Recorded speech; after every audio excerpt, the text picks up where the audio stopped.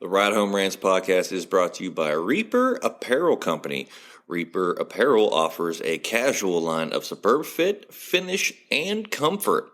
We design for those who refuse to die slowly and choose to live untamed. For those who aren't afraid to face the dark, for the ones that thrive in it, and for those who can appreciate life through a grim lens. That's Reaper Apparel Company. Go to the link in the description of this episode, use the promo code Mike Bono, and get 10% off. Also, the Ride Home Rants podcast is brought to you by my own personal merch store, the Stupid Should Hurt merch store. I have hats, I have t-shirts, hoodies, coffee mugs, water bottles, notebooks, you name it, I've got it. The description and the link for that will be in the description of this episode. Also, right now, if you use the promo code WELCOME, I will give you 5% off of your first purchase. That's the Stupid Should Hurt merch store. Also, the Ride Home Rants podcast is brought to you by Tactical Brotherhood, all American-made apparel, which helps support the Second Amendment. You can also find all this in the description of this episode with the link, Tactical Brotherhood. Part of every proceed does go to helping veterans, as it is a very good cause. All American-made products made right here in Minnesota. Go and check them out. Use the promo code PATRIOT15 to get 15% off your purchase. Now, let's start the show. Welcome, everybody, to a very special Super Bowl week edition of the Ride Home Rants podcast. I have a ragtag group of panelists that are going to be on the show here, and we are going to break down the biggest game of the year, Super Bowl Sunday, with the Chiefs versus the 49ers. With a group like this, I'm going to need help getting everybody in line. So I have the wonderful manager of the podcast, Johnny Fitty Falcone, who's going to help me keep this group in check for this. So he is going to be co-hosting this one with me. So I'm going to mix it up a little bit. And Johnny, why don't you go ahead and introduce the panel of guests for everybody? Thanks, Mike, for having me on. To all of our panel, welcome to our second annual Super Bowl edition. I swear in my lifetime the Jets are going to win a Super Bowl. That's why I have my hat on, and that's why I have Joe Namath in the background there. So we have two different groups here today. A lot of people with a lot of different knowledge are going to be on the show, and they're going to give you a lot of facts and a lot of opinions. So stay tuned for a fast-paced episode. So Mike's group has four different people. We're going to start with Chris Marsko. Chris is coming to us from the greater Trumbull County area in Ohio. He is a former student assistant at YSU. Chris is actually a high school coach and teacher in the area. He's coached for the great Coach Pelini at YSU when they made the national championship as a student assistant. So, Chris, we welcome you to the show, and go Blue. I know you're a big Michigan fan. You can tell everybody about it. Go Blue, baby. After Chris, we have the number one guy in video content, especially videography for sports in the greater Cleveland, Canton, and Akron area. You have Tony Bogan coming to the show, who's also the owner and host of Tapped In with Tony. Make sure you go check that out on all major platforms. And I was a special guest on his show this week. So Tony's one of the best right out of Shaker Heights, right now living in Alliance. So Tony, thanks again for coming on. We appreciate it. Next is Jordan DeMarco. Jordan is actually a Bethany College alumni. Jordan is originally from Virginia, actually living in Pittsburgh. He just got engaged. So, Jordan, congratulations again, my man. He is a former high school football player and also assisted a little bit with the Bethany College football team during his time when he was there. Jordan now works part-time at a gym, also works in a school district, and he's a high school coach. So, Jordan's been on a few different times. We're happy to have him on. And then rounding out Mike's group is the legendary Bob Gavalier. If you don't know Bob, then you don't listen to the radio. He is on 1390 The Gambler on every Friday night announcing games. He's one of the best play-by-play guys out there that you can find. Also, Bob is a contributor to Maludic Live with Austin Maludic as one of the regular guests on that show. Bob's a wealth of knowledge. He's done a lot of different things in the media realm. We're happy to have him back on, too. Going over to my group, then you have the legendary Mr. Askew. And yes, his name is actually Mr., and it's not just his title. Mr. Askew comes from the esteemed Askew football family. He is the oldest brother of legendary indoor football player Ray Sean Askew, who actually at one point broke Jerry Rice's record for professional touchdowns. But Mr. is the better running back out of both of them. But then you have little brother BJ Askew, who's a legendary running back from the likes of the Michigan Wolverines. Chris Marsko would be happy to know that. He played with the great Chris Perry. And according to Mr., that BJ is a better running back than anybody that was at Michigan this year. Mr. is a former indoor football coach. He's also coached at the college level, coached all over. He's a great contributor to the show. We're happy to have Mr. here. Next is small business owner and high school football coach Nick Tomba. Nick is the defensive coordinator for Willoughby High School, also owns Coach's Dry Rub. If you haven't checked out Coach's Dry Rub, it's a great idea to buy for some gifts or for yourself, all types of different rubs, and you can definitely check him out at Coach's Dry Rub. Just Google it. Also, Nick will have his information online on Instagram if you want to check him out. Nick is also a middle school coach, and he is a former standout linebacker at the John Carroll University. Next up is the legend himself from Newcastle High School, Joe Cowell. Joe is the only quarterback in Newcastle history to quarterback them to a WPIL championship and a PIAA state game berth where they lost to the legendary, I think, Central Bucks West, who was coached by the legendary Coach Penton, Mike Penton's dad, who is Mike Penton is the former coach of the Cleveland Browns. Joe, you can correct me on that later if I am wrong. And Joe also played for the legendary Mark Matlick at Allegheny College, was a graduate assistant at Clarion University, longtime high school coach at the Newcastle area. And if you search the WPIL Championship 1998, you can see Joe rocking a bandana and kicking butt all over the field that day. And then finally, rounding out my group is the legend himself, Bill Stoy, coming right out of Austintown, Ohio, out of the legendary Austintown Fitch football program, played for the late, great Phil Annarella. Bill is a great contributor to the show with his knowledge about sports. He is Mr. Cleveland himself. Anything you want to know about Cleveland, any bar, restaurant, brewery, sporting event, cool place to go, or just somewhere to hang out, Bill is that guy. So we definitely welcome all of these guys, and hopefully I got none of that wrong. God bless. He flew through that. That was the best introductions I've heard on this show in 4 seasons. Take a breath, Fitty. We'll give you a minute here to take a breath. And yeah, we're good. You can talk and breathe at the same time. That's how I think they play instruments, right? Don't they blow through the instruments and breathe at the same time? It's the same thing with talking. Oh man, I was getting winded just listening to that intro, but that is phenomenal. But like we said here, we are going to be breaking down the big game this Sunday, and we have a bunch of questions. So I'm going to get rolling right into it. And Marsko, we're going to start with you with this one. Who is the most important player for the Chiefs in this game, in your opinion? I think, it could be Chris Jones or L'Jarius Sneed. He's a defensive guy myself. Brock Purdy kind of is a byproduct of his weapons, a lot of successful quarterbacks are. But if L'Jarius Sneed can help in the secondary, George Kittle isn't quite Travis Kelce in my mind, but he is darn good himself. You got to have that safety over top helping out. Steve Spagnuolo also likes to get a lot of pressure. He hasn't done it quite as much this year, but, Chris Jones, he's been here before. He can make a huge impact, too. So I'd say one of those two guys. Okay. Tony, same question. I would have to say it goes without saying Pat Mahomes, because that offense lives and dies with him. Pat's one of those guys who can throw the ball. He can take off for a 25-yard gain if need be. He can spin out of tackles, flip the ball to someone, has a shovel pass, can run these offensive plays like you're doing spin moves and stuff. I got to say, Pat Mahomes has earned every cent of his extension. And the Chiefs are where they are, and they wouldn't be where they are today without him. Not discounting the defense, but Pat Mahomes is the head of the table on that Chiefs team. All right. Jordan, what about you?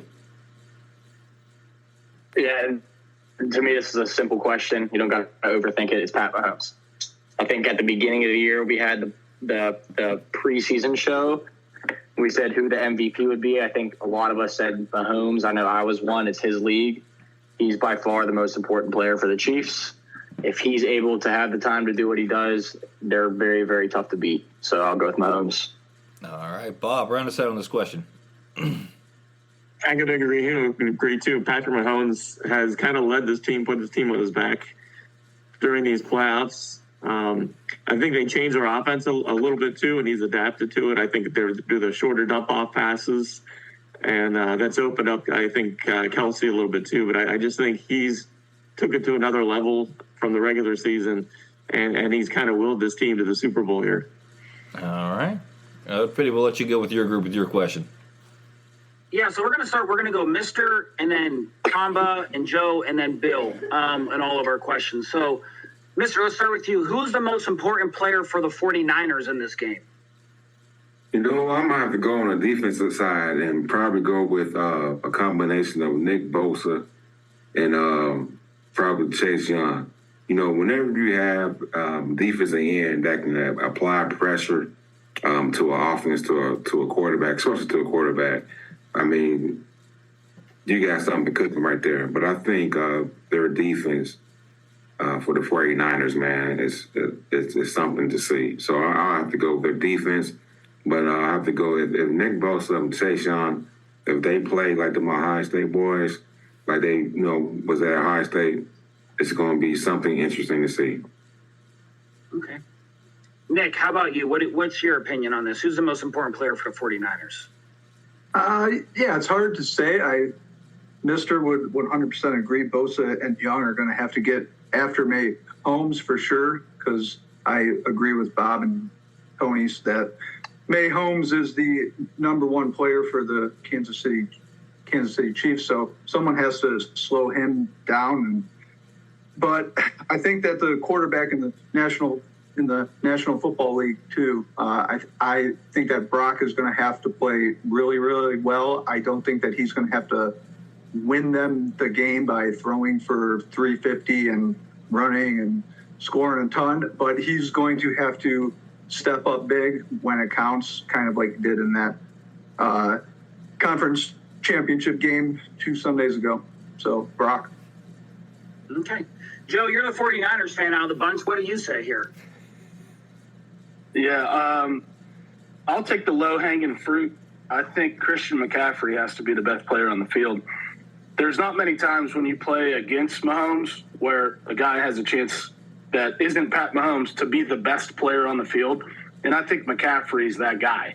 And the way the Chiefs are playing, like Bob alluded to, is a little different. They control the tempo. And if McCaffrey can get going and they can get into some 22 personnel and start hammering the ball against that Spagnuolo defense, McCaffrey can lead the charge and shorten the game a little bit and set the tempo. The tempo of the game is going to be the determining factor of who wins this one, because KC plays with a great tempo. They control tempo against anybody they're playing. But McCaffrey is that game changer that can really set it where it's, hey, we're going to get the yards we want to get with the guy we have. So I think McCaffrey, if he has a huge game, can be the deciding factor for the Niners. All right, Bill Stoy, round us out on this one. Who's the most important player for the 49ers? Yeah, I mean, definitely a lot of good answers around, and I'll kind of stick with the defense like Mr. did, and we'll go Fred Warner.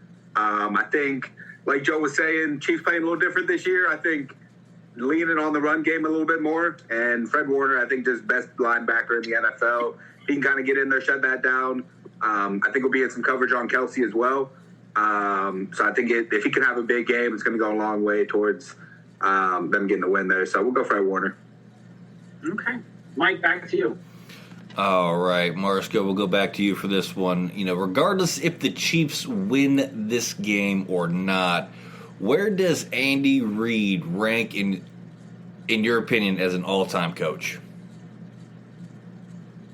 I remember growing up, Andy Reid was always the guy that was able to get close and could never, get across the finish line with the Eagles. I mean, I think it was about 3 or 4 times and made the NFC title game and couldn't get to the bowl. But he's been great for a long time. And then, I mean, you consider his legacy that he's built up before coaching some of the great quarterbacks that he's been fortunate to be around.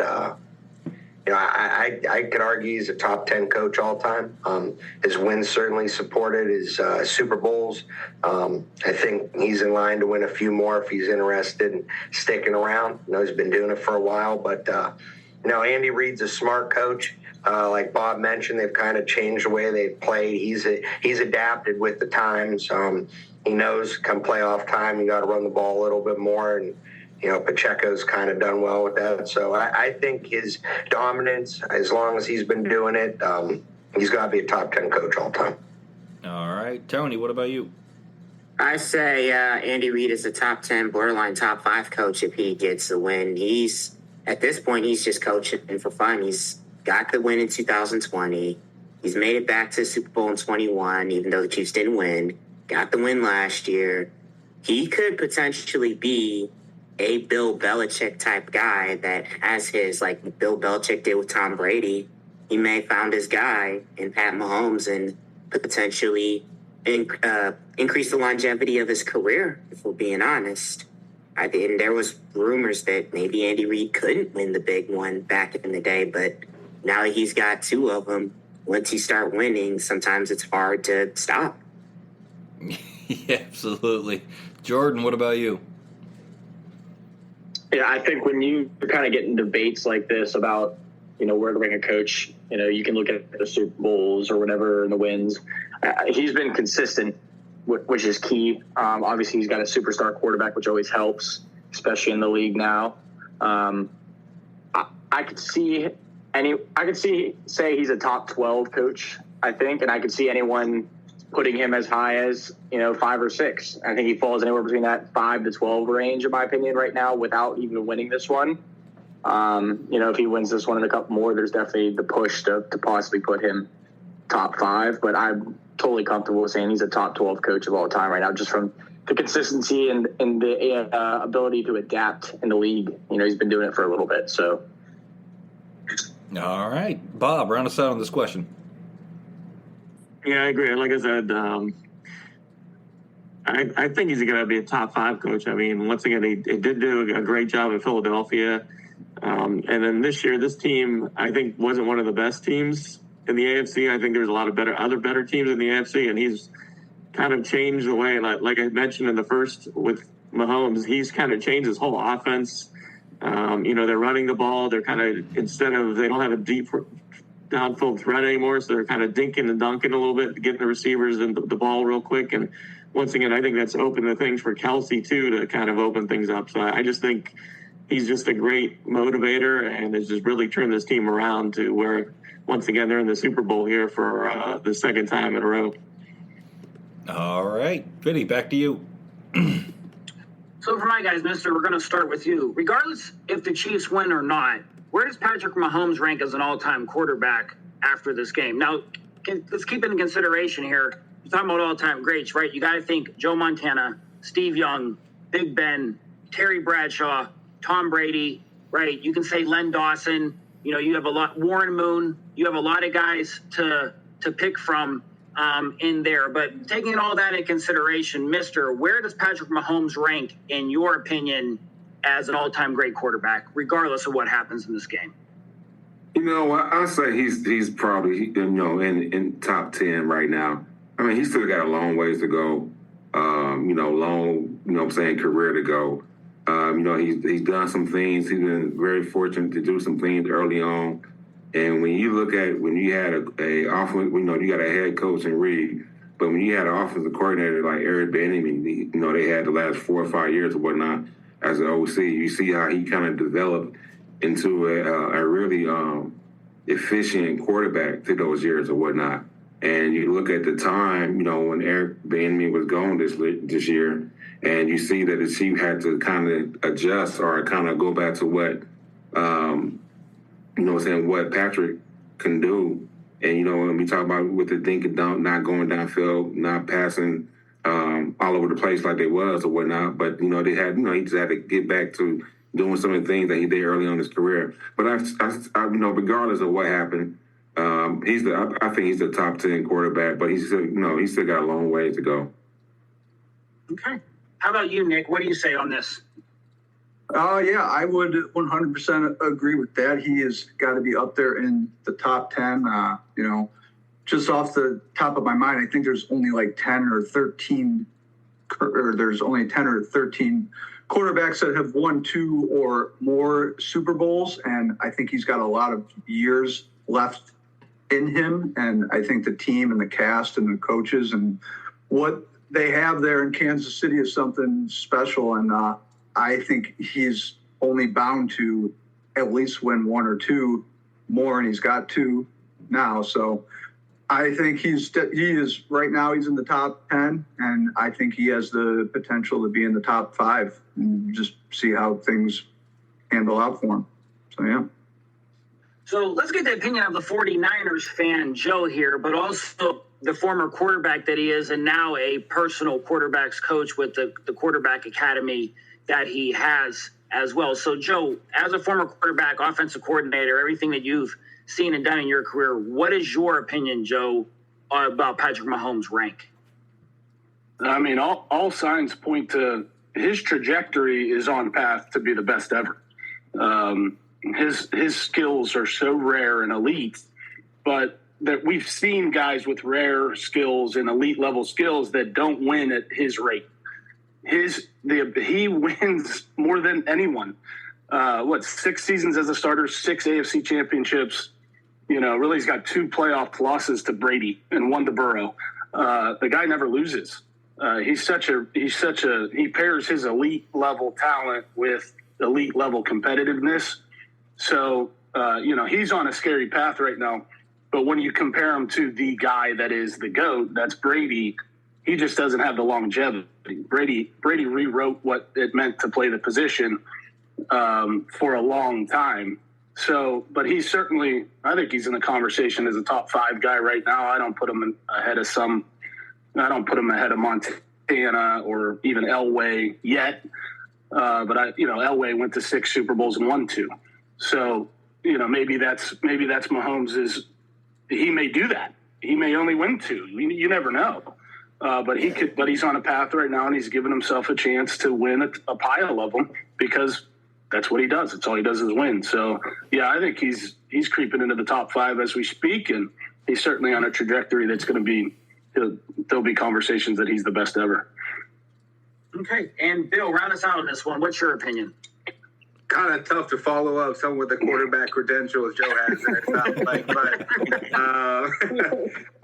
I think these guys are on the right track here. I think pretty much cemented in the top 10 now, and he's just one of those guys so hard to beat. Similar to, not old enough to maybe remember some of the older guys, but Brady, when he gets in the playoffs, just so hard to beat.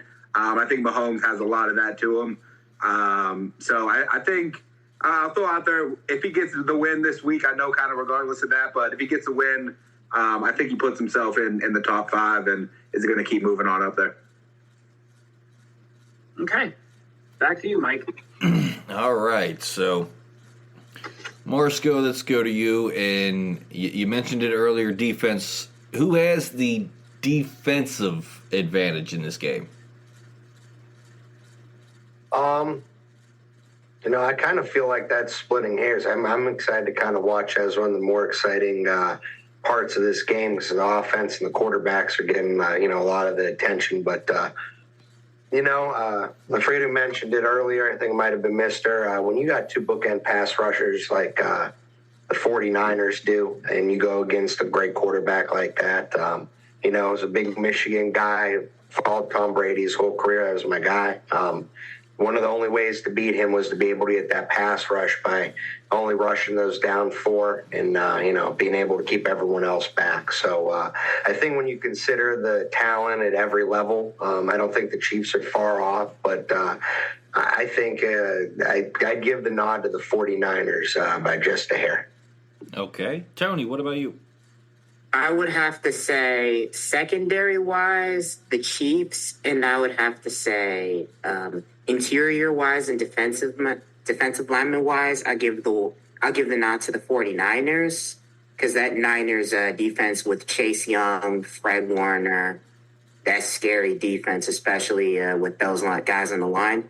The Chiefs, it's not like the Chiefs' defense isn't good. You've got Chris Jones. You've got Legarius Sneeze, feed and seed. Try saying that 5 times fast. And I would have to say I'd give the edge to the Niners this time. Okay. Jordan, what about you? Yeah, I'm going to go Niners. The pass rush is obvious when you got those guys, but specifically I'm going with the Niners because of Fred Warner. The guy's a unicorn at linebacker. He can play sideline to sideline maybe better than any other linebacker in the NFL. And in today's game, you need that, especially a team like the Chiefs. They like to do a lot of things horizontal. They'll take their shots downfield, but they do like their quick game. And I think a guy like Fred Warner is a guy that could be a problem if you're an offensive coordinator looking at it going, how do we get away from this guy? I know he's only one guy, but he's very, very good on that side of the ball for them. And he's my main reason why I picked the Niners. I don't think the Chiefs have anyone like him on the team. And I think he's really one of the best defensive players in this game. Okay. Bob, from a media standpoint, round us out here.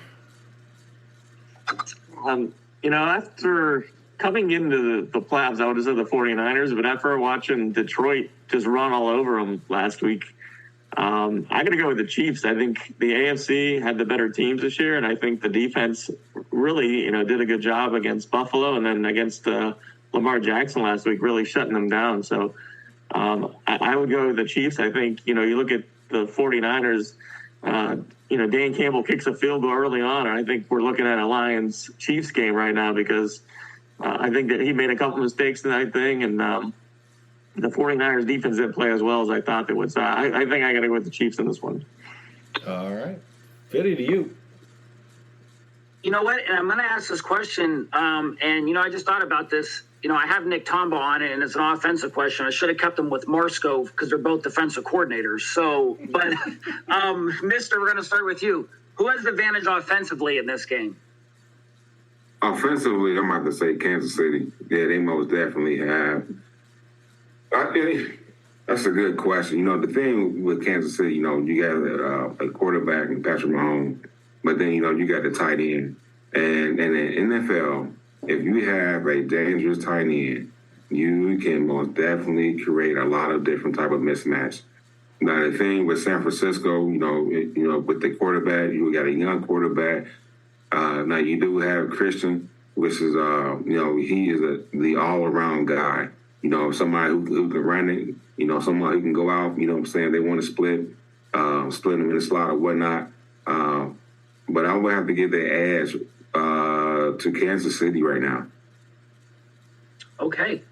Nick, I'll have to ask you this, and I guess we'll ask you more from a defensive standpoint. Who do you think has the offensive advantage? I mean, who would you be more worried about preparing for? I would be extremely worried about preparing for either one of them, but I mean, both of them have a lot. So, San Fran obviously runs the football a little bit better. So I think that plays a huge factor into it. And if they can keep Mahomes off of the field, but I think like Bob and Joe were talking about how Mahomes and the Kansas City offense can go fast, they can go slow, they can spread you out wide, they can spread you out deep. So I think just defending a quarterback like Patrick Mahomes is number one, probably the most scariest thing that a defensive coach can walk into, but that's not taking anything away from Brock. It's not taking anything away from McCaffrey, and it's certainly not taking anything away from Coach Shanahan as well. So both of them are scary as hell, but I definitely think that Patrick Mahomes and Travis Kelce and the Kansas City Chiefs would be one damn tough offense to try to walk out there and fight against. So Kansas City. Okay, so we'll get the offensive coordinator here his opinion, and I know he's a little biased because he's a 49ers fan, but Joe, who has the advantage offensively in this game? I don't think it's close. I think the 49ers offensively are significantly better offensively than Kansas City is. The one guy is better. Mahomes is better than Purdy. I mean, that's not a big stretch. But everyone, Kittle and Kelsey, at this point in Kelsey's career, Kittle and Kelsey are close. So that doesn't really happen when you look at tight end matchups with Kelsey. Normally he's the superior athlete at tight end. Kittle's really, really good.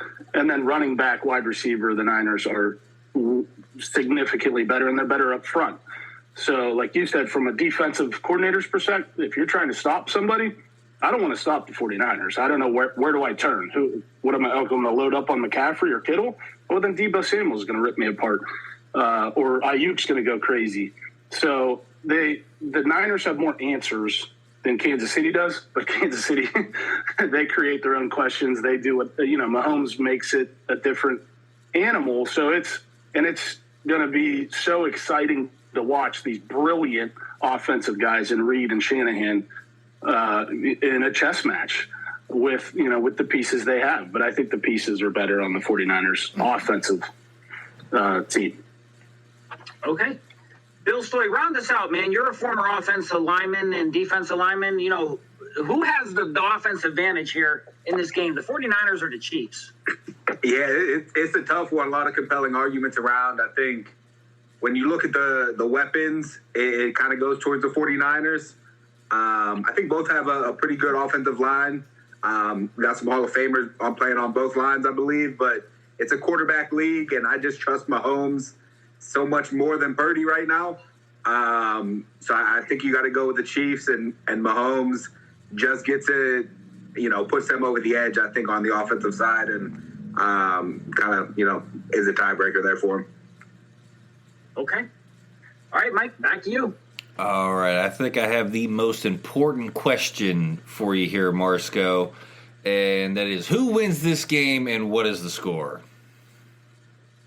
All right, so I'm a big believer that, come playoff time, you got to run the ball and play defense. And the thing we both mentioned, defensively, you can go either way. And, McCaffrey might be a more superior running back with a little bit better offensive line. But when you get to the Super Bowl, it's like LeBron in the NBA Finals or Jordan in the Finals. You got to kind of go with greatness. I think, Vegas kind of having the 49ers as the favorite. I don't really see a problem with that, but it reminds me of, when the Patriots would get there and you make Tom Brady the underdog go. Okay, good luck. I don't recommend it. He's been the underdog the whole playoffs, but I got the Chiefs winning. Patty's going to take them on a drive late in the game. Got the final 27-23. Okay. Tony, what about you? Who wins and why? And what's the score? You're muted, Tony. Okay, I say that the Chiefs win 28-25. Another close game. Pat Mahomes will lead a game-winning drive for a field goal. I know that the score being tied 25 doesn't make a lot of sense, but then again, it's the Super Bowl. Anything that can't happen will happen. Yeah. All right, Jordan, what about you? Yeah, so Marsco stole my score. I had it 27-23. That was the first number that kind of came off the bat in my head. My gut's telling me the 49ers. It's such a toss-up. We talk about the Mahomes factor and this, compare him to like a guy like Jordan. How do you bet against Jordan or Brady in the finals or in the Super Bowl like this? I'm going to go the Niners. I think they're going to control. I think they're going to control the clock. I think they're going to have a good tempo. I think they're going to try to keep the ball out of Mahomes' hands. I think they can do that because they can run the football really well. So I'm going to go 27-23 Niners. I could see them just going for a long drive, chunking it, and winning this game. So my gut tells me Niners. I'm going to stick with it. All right, Bob, round us out. I'm going to go. I was going back and forth. I think this is going to be one of the better Super Bowls in history. Of course, we think that'll be a blowout on one side, but I still can't go against Mahomes. I think, once again, what they've done in this playoffs, I think they weren't the best team in this playoffs, but they still have gotten there. I'm just worried the way the 49ers have played the last two games, they've gotten behind both teams. And if you do that against Mahomes, I think they'll take advantage of that. So I got the Chiefs winning 27-17. Okay. I'm actually going to answer this one, too, as well. Because like Jordan here, something's telling me that Mr. Irrelevant, Brock Purdy, is going to get it done here. I have it a little bit more high scoring of a game. I'm going 30-27 Niners. Fitty, take it away. Don't worry, guys. We're going to get to this question, my group, in a little bit. But I have a question before this. Kyle Shanahan has coached the 49ers for 7 seasons, with 4 of them winning seasons, with 4 NFC title games, 2 Super Bowl appearances, regular season record of 64-51, and a whopping postseason record of 8-3. Plus 4 of his assistants already have become NFL or college football head coaches. Where does he rank right now in the current landscape of NFL coaches? Now, please keep in consideration, Mike Tomlin has also won 8 playoff games in 11 years and 17 total seasons. John Harbaugh has only won 9 playoff games in 15 years. Right now, Kyle Shanahan is, if he stays at this pace, will eventually surpass all of those guys within 2 seasons and only be behind Andy Reid, potentially. But, where does Kyle Shanahan rank right now, regardless if he has a Super Bowl or not, as a coach in the NFL? That's a wonderful question. And you know what? I'm going to kind of hopefully break it down and say it like this. He might be a product of maybe it's just been a whole bunch of bad teams over there on that side of the NFL for those particular years. He's a good coach. He's done some things. Had some good players or whatnot. I think he's wherever he's ranked. That's where he's ranked right now. I don't. When it comes down to where you stand as far as a coach, and for me, it's just longevity. Sometimes you can be a product of having a lot of good guys that's good on your team at that particular time, and then on the other hand, with that, a lot of teams on that NFC side can just be sucky, and just be sorry, be not that good, and we know the NFC has been bad for a long time. So I think this is a big picture that you have to take. You got to look at, but he got a long way to go. Okay, Nick, what about you? Where does he rank right now in the current landscape of NFL coaches? Right now in the current landscape with the guys that they got there, I mean, he's in the Super Bowl, so how can you say that he's not one of the top 2? And all those records that you just kind of rattled off there too, Fitty proved it. But I would say he's got to be amongst the top 3 to 5 to just do what he's done. And he's won as a offensive coordinator places. He's been to a Super Bowl as a coordinator. He was at a Super Bowl when he was a kid, helping out his father, pulling his cord back for his headset and stuff like that. But I for sure give him a lot of credit. He's won wherever he has been at, and he has brought his team to the top now twice. So I think winning one, and you said that's out of the question, but winning it is going to definitely jump him up extremely fast and high. But I think he's within the top 3 to 5 in the league at this time being. Okay. All right, 49ers fan, Joe, what do you say about this? Where's your guy rank? Yeah, I think Shanahan's in the top 5. I think the record backs it up, and he's due. He's got to put a cherry on top of the cake here. He's done everything. He's won the championships. He's been to the Super Bowl. He just hasn't won one as a coordinator, as a head guy. So he's got that. He's got to get that monkey off his back. But I think maybe the best proof for him is all the guys in the league that are doing what he does, that are running a Shanahan style offense, and that's Stefanski in Cleveland, that's O'Connell in Minnesota, that's McVay in LA. Those are all Shanahan disciples. So those, when you look at it that way, his influence on the league may be greater than his standings as a, what level coach am I? So he certainly has, his thumbprints on the league, pretty significantly at this point. Okay. And Bill, round us out. Where does Kyle Shanahan rank right now as one of the coaches in the NFL? Top 5? Yeah, top 10, where do you have? I think it's top 5 too, and it's kind of hard to narrow down once you get into that range there. But I think top 5, and with the Super Bowl win, definitely elevates himself up there. But I think everyone in here and everyone listening knows what when we say Shanahan tree, similar to what Joe was saying, to have the Shanahan tree and all the branches coming off it, coaches and influence all over the league. Everyone's trying to be like him and run offense like him.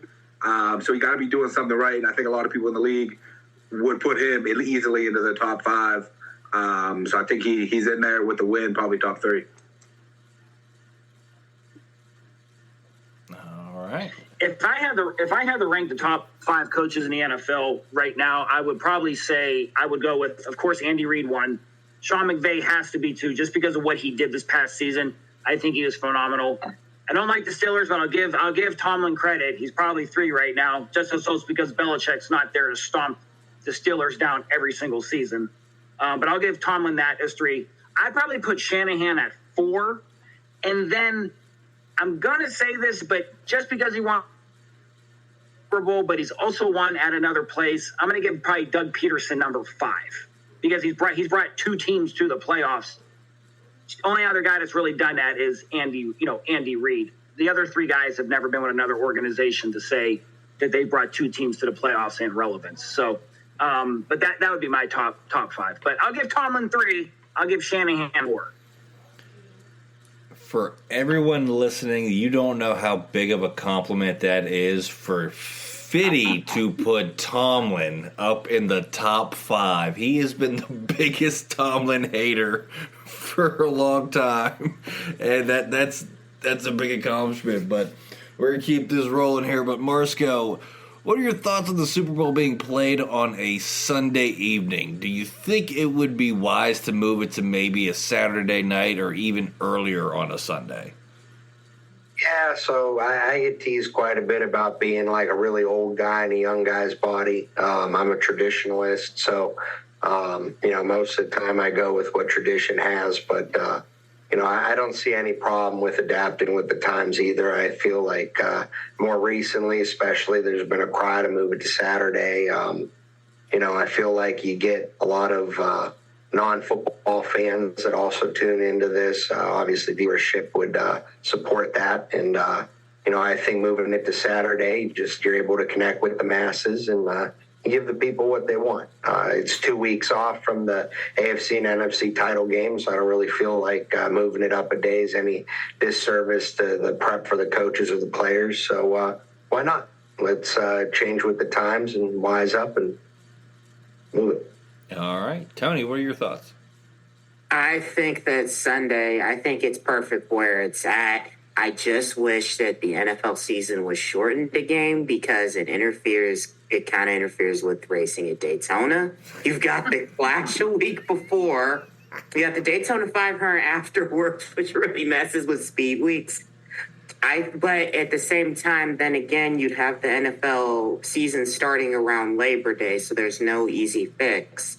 But either way, Super Bowl Sunday is very iconic, and the day after should be a national holiday.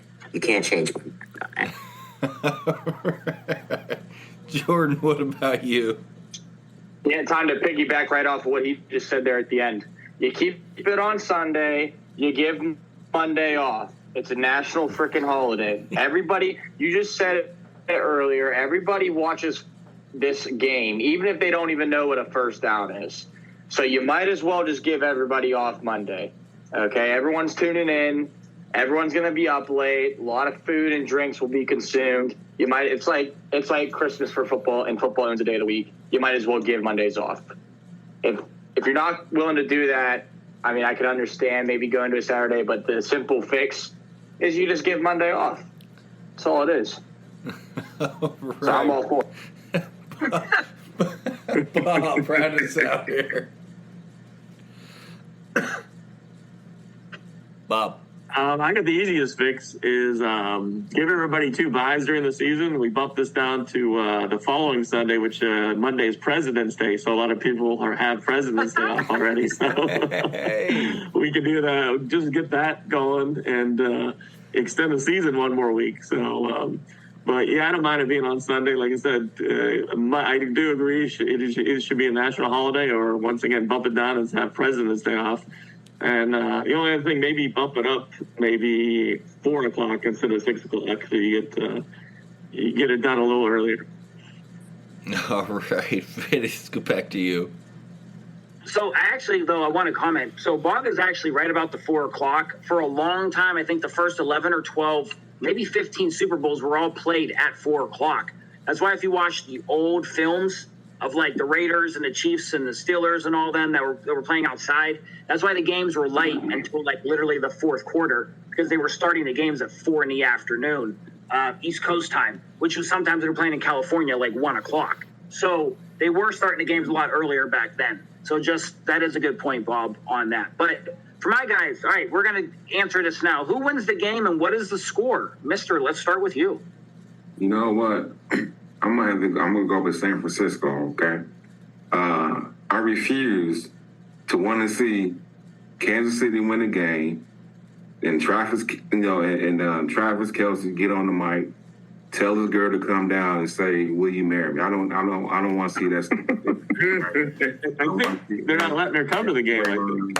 Yeah, I don't want to see her. I don't want to see her hear that type of storyline. Because I know that's what, they are hoping that something like that magical happen, magical moments, saying. But hey, no, give me the 49ers. I believe the 49ers are going to win, man. I think overall, Bob said some good points early on, man. But with that defense and what they have offensively as a package of players, 49ers, but I think it's gonna be a high scoring game. Though I think it'll be 35-30. Okay. How about you, Nick? What do you think the final score is going to be, and who's going to win? Right off the bat, I think that Kansas City is going to win, and I think the score is going to be 31-27. I think that it's going to be a great game. I think that Mahomes is going to lead them down within the final 2 or 3 minutes and seal it off. I think that the Niners are great. I like them more, but I just cannot bet against Patrick Mahomes, especially against a quarterback that's in his 2nd year in the league. I just find that hard to believe that the Chiefs are going to lose to Brock Purdy, led by the 49ers. And I love him. I love Brock. I think he's going to be good for years and years, but I don't think he's going to win a Super Bowl in year 2. That's what I think. So I'm going 31-27. Okay. Joe, what about you? You already know. Niners 38-17. They're going to run away with it. But everything's gone wrong for them in 2 rounds, and they still are sitting in the Super Bowl. Everything's going to go right. The defense is going to come to play. Purdy's going to prove that he's the truth, man. The 24-year-old young guy is going to go crazy, and at least that's what I hope for. Niners big. Okay, and Bill Stoy, round us out on this. Man, Mister started out, but we're gonna ride the fairy tale. I think a little love story, America's couple is. I think there's some hype behind it. You added to Mahomes and a lot of magic there. So I think Chiefs get it done, and I don't think crazy high scoring though. We're gonna go 24-21. I think the defense will play a big part in it, and Mahomes at the end, big time players make big time plays in big time games. I think it goes like that. So he gets it done in the end, 24-21. Just so everybody knows, I wouldn't go see Taylor Swift in a concert if she was across the street from my house. So 100%. Just throwing it out there for everybody. But I'm going to pick this one. I'm going to say the 49ers win because Brock Purdy is going to show that it doesn't matter if you're a first-round pick or a seventh-round pick.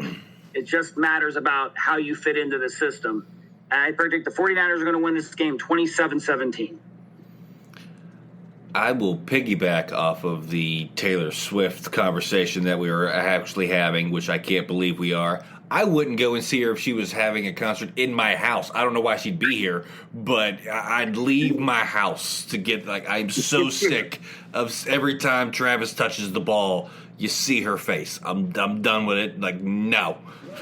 But we're gonna get back. Before we get any Swifties here on a kick, Mike, let's go back to the last question. We're gonna go to the last question. Get back to football here, before we piss off Swifty Nation here. But Marsco, who wins the MVP of the game? I had the Chiefs winning. Seems like, much to the chagrin of a lot of people in the podcast right now, they let the Taylor Swift story. The MVP traditionally is what storyline is the richest. It seems to be how it goes, and I expect Kelsey to have a really big game. So for those reasons, I think he will separate himself as an easy choice. Of course, if Patty leads him on a late drive, it's easy to give it to the quarterback too. But like I said, I think the Taylor Swift plot combined with his greatness and what he's going to contribute to the game, I think it'll be Travis Kelce. All right. Tony. I will have to say Travis Kelce, he could get 4 touchdowns and have 5 catches for like 100 some odd yards. And Pat Mahomes would still somehow be the MVP. Unless it was somebody, whoever the Chiefs' backup is. So I got to say Pat Mahomes. All right. Jordan, what about you? Oh, well, I picked the Niners to win. As much as I'd like it to be Brock, just to be a kind of a big FU to everybody, I'm going to go McCaffrey. I think they're going to give him a lot of touches. I think he's going to have a lot of opportunities to do what he does, which he does very, very well. And I think he's the difference maker. I think whoever said it earlier, when do you ever have a game where, Mahomes may not be the best player on the field or has a guy that could rival him as being the best player on the field? It's McCaffrey. So I think they're going to rely on him a little bit more this week than they have all season to go, you know what, we need you to kind of win us this game a little bit. So I'm going to go McCaffrey. All right. Bob, round us out here. Well, I picked the Chiefs, so I got to say Mahomes. It's a no-brainer. I mean, he's done it the last couple weeks here, and I think for them to win, of course, he's going to have a good game, and I think running the ball as well as throwing the ball. So I got to say Mahomes going to win the MVP. All right. I picked the Niners, but unlike Jordan, I'm going to say they're going to give it to Brock. I think Purdy gets that Mr. Irrelevant tag taken off of him and switches it to Super Bowl MVP after this game. But, Fitty, round us out here. Okay. Mister, for you and then the rest of the guys, which team is more than likely to have a better chance to come back to the Super Bowl next year, the Chiefs or the 49ers? Give me the 49ers. The 49ers will have a better chance, I believe. Young defense. When you have, a young team and you have a defense, guys that can move around and can apply pressure, you can win championship. Okay. All right. What about you, Nick? What do you say? I think just like picking the winner, this is just as hard of a question. I think both of them are obviously in the top 2 in their conferences, but I would agree with Mr. as well. I think that the 49ers have the longer shelf life, going forward here. They definitely have more talent, kind of like what Joe was talking about too, with all their weapons that they have, and they don't have Mahomes, but they have every other weapon at running back, at receiver, at tight end, on defense, at their line, at their backers, at their safeties and corners. They are, if they can keep that team together, I think that they are going to be special for years and years to come here. So, 49ers. Okay. Joe, I know this answer, but go ahead. Well, I'll piggyback off what Mister said. The Niners have the easier road. the NFC doesn't pose as many threats as the AFC. But the AFC Championship has become the Kansas City invite, so it is a tough question. You know, Kansas City goes every year to the championship game. They're going to give themselves a chance to go back to the Super Bowl. But I think the Niners have an easier path to get back in the mix and be back here again next year. Okay, and Bill, round us out on this. Yeah, like I said, I think the Chiefs win this year, but looking ahead, Kelsey, you know, next year, another year older. Is Andy Reid back coaching? I think that's a real question mark there getting into next year. I can see a little bit of a, hard to say rebuild there with Mahomes at quarterback, but I think the Niners are going to have a better chance next year with the Chiefs maybe in a little bit of a rebuild, maybe trying to figure out a coaching situation as well. Okay. Well, that does it for the questions. And for all of our listeners, and I know Bono's really excited to hear this, we have Fitty's Great Eight random questions for our panel of guests as Mike's going to sit back and laugh. I'm going to make a comic laugh. So every guy gets one question. You guys have all been around this before. You can elaborate if you want, but you don't have to. We're going to start with you, Mister, because it's the most typical Fitty question anybody could ever ask. Mister, who would it be harder to fight and win against? If it's me, you, and Bono versus 50 Emperor Penguins or 200 Squirrels, which one is harder to beat, 50 Emperor Penguins or 200 Squirrels? 200 squirrels, man. 200 squirrels. Why? Because there's 200 of them. And you can only get 200 squirrels. Okay. All right, Marsco, this one is for you. What would you rather be the rest of your life if you had to become an animal? A camel or a wiener dog?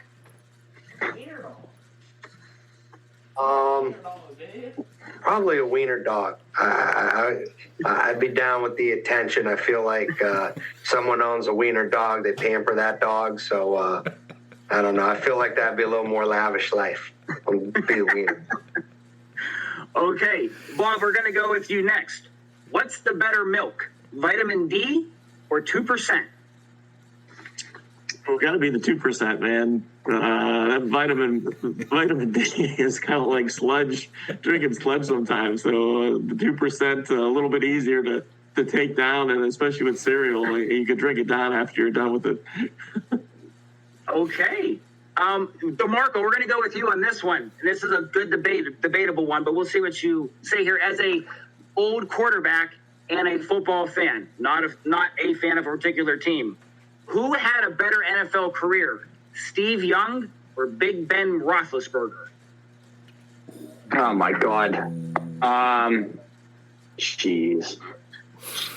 That's why would you give me that question, Fitty? Cutting you deep, Jordan. I'm gonna go Steve. I mean, I'm as much of a Steeler fan, I'm gonna go Steve. I know he had Rice and stuff, but I would say he had a great team, but I would say he had the better career.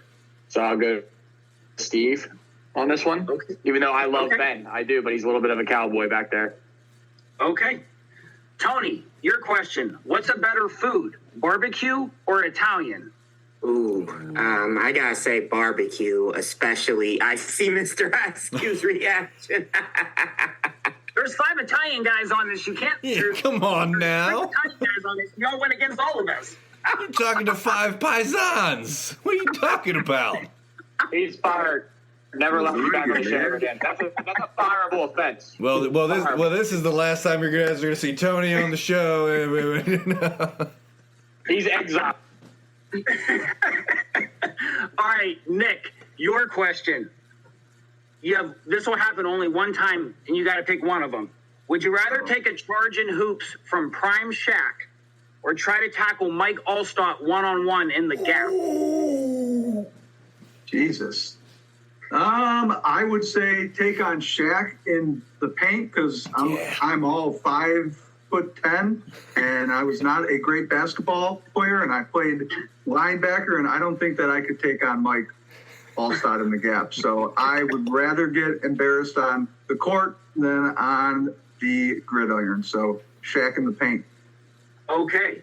Joe, we're going to go with you on this one. I think you'll find this quite funny. Joe, in your prime, when you played quarterback, do you think you could be a better NFL quarterback right now than New York Jets quarterback Zach Wilson? Oh, No, I don't. I don't. There's a reason those guys are in the NFL and I'm not. So that's my answer. Absolutely not. All right. We saved the best for last for Bill Stoy.